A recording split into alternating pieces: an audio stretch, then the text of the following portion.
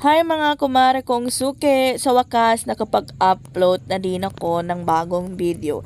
Alam nyo ba guys, itong video na to ay update sa bago kong tindahan.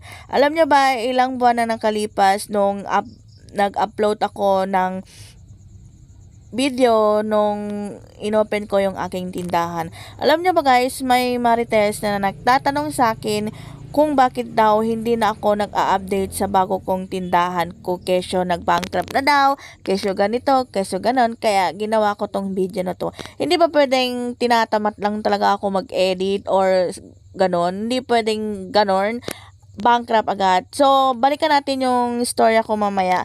At habang wala pala akong ginagawa dyan guys, is nagre-repack ako ng mga dapat kong i-repack dyan, tulad ng mga daing na yan, lahat na pwede kong i-repack habang nagmamarites ako sa mga customer ko, is ginagawa ko na, kasi kapag iniwan ko yan is tatambak talaga ako ng trabahong kinabukasan.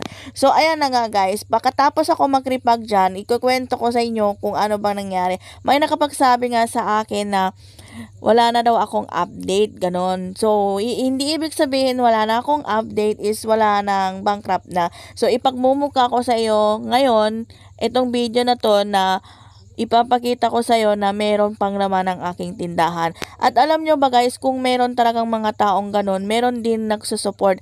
Alam nyo, ayoko na sanang mag-video, ayoko na sanang mag-edit, ayoko na sanang mag-vlog. Kaso may mga tao talaga na sumusuporta sa akin, maliban sa pamilya ko, sa asawa ko. Meron talaga mga taong gustong suportahan ako at humuhugot ng lakas sa akin. May mga nabasa akong comments na goods, kaya nagsisimula ako ngayon uli mag-vlog. Alam nyo ba guys, hindi ko inaakala na sa akin sila humuhugot ng lakas, sa akin sila video ko pala ang pinapanood nila, kaya sila nak-inspired. Kaya maraming salamat sa mga taong nagsusuporta at nagtitiwala sa akin. Natatawa tuloy ako. So eto na nga pala, nagsasabing bankrupt na, ito na nga pala ang update ng aking tindahan. So abangan nyo na lang ang bagong video ko next week. Thank you for watching. Bye!